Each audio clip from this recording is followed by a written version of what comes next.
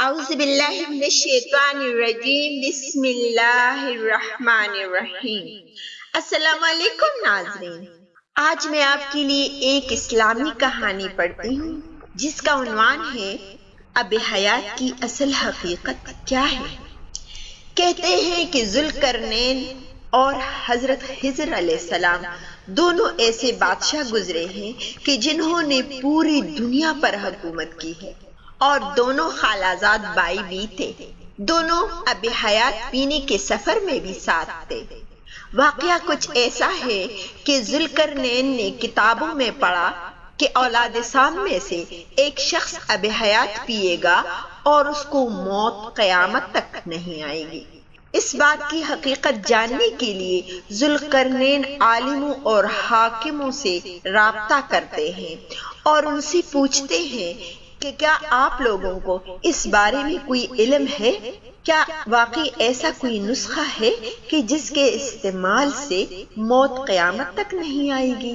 ان میں سے ایک حکیم نے عرض کیا کہ اے ذوالقرنین، میں نے ایک قدیم کتاب وصیت نامہ آدم میں لکھا ہوا پڑھا ہے کہ اللہ تعالیٰ نے ایک چشمہ اب حیات کوئی کاف میں پیدا کیا ہے۔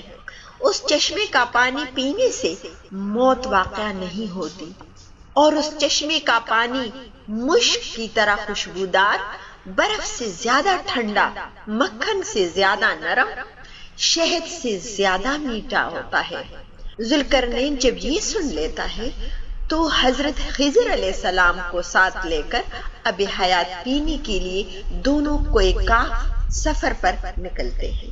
کوئی کاف پہنچتے ہیں تو وہاں سورج غروب ہوتے وقت ان کو ایسا لگتا ہے کہ جیسے سورج سیاہ چشمے میں ڈوب جاتا ہے، اور دونوں ایک دوسرے سے اس وقت گم ہو جاتے ہیں، اور حضرت خضر علیہ السلام کو چشمہ مل جاتا ہے اور وہاں سے پانی پی لیتے ہیں اور ذوالقرنین کی تلاش شروع کرتا ہے، لیکن کئی دنوں تک ان کا پتہ نہیں چلتا تو مایوس ہو کر واپس چلے آتے ہیں، اور ذوالقرنین بھی بڑی مشکل سے راستے کا پتہ کر کے واپس آتے ہیں۔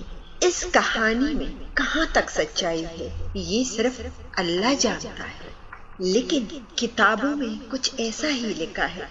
اسی لیے تو علامہ اقبال کہتے ہیں دیار عشق میں اپنا مقام پیدا کر، دیار عشق میں اپنا مقام پیدا کر، نیا زمانہ نئی صبح شام پیدا کر۔